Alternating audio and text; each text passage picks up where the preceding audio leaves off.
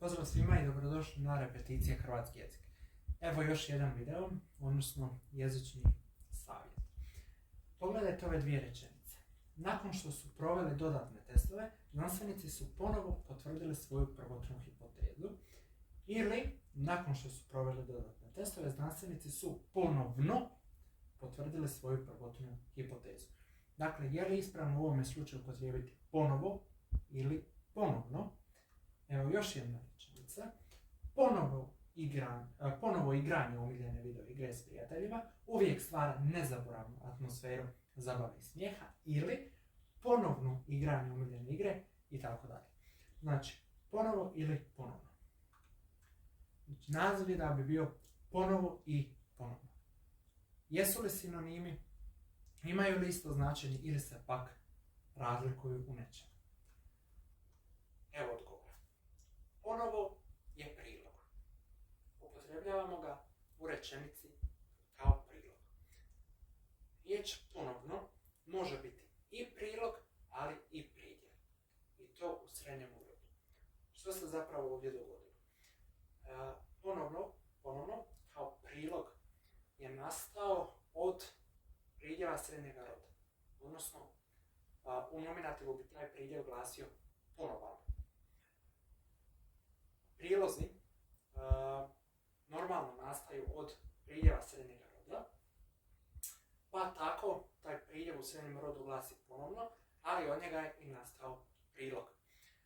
Znači, vrlo jednostavno. Ponovo se upotrebljava kao prilog, a ponovno i kao prilog i kao pridjev srednjega roda. Ako pogledamo one rečenice s početka, to bi ovako izgledalo.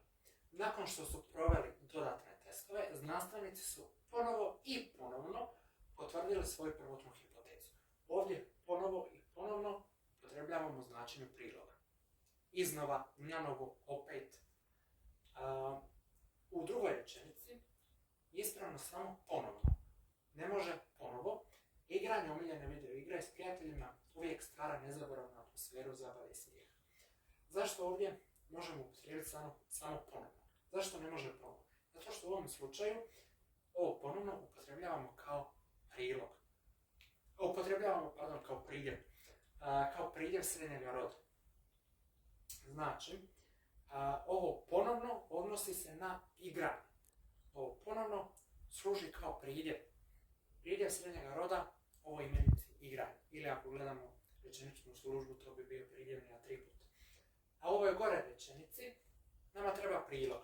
Znači, ponovo i ponovno potvrdili svoju prvotnu hipotezu. Vjerojatno se sjećate još iz škole kada ste učili da prilozi stoje uz glagole. Ne uvijek, ali u većini slučajeva. Znači, potrebljavamo prilog uz glagol. A uz imenicu ne može stajati prilog, može, ali je u manjini, već stoji pridjev. U ovom slučaju ponovno. Igra.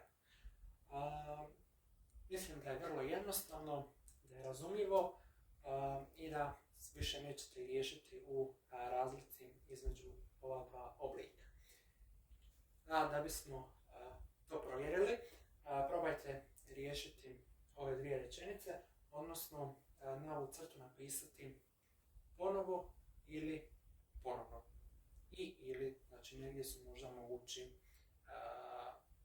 moguće oba oblika. I za kraj, naravno, zapratite nas na YouTube-u, pretplatite se na kanal, označite sviđa mi se ili popularno like.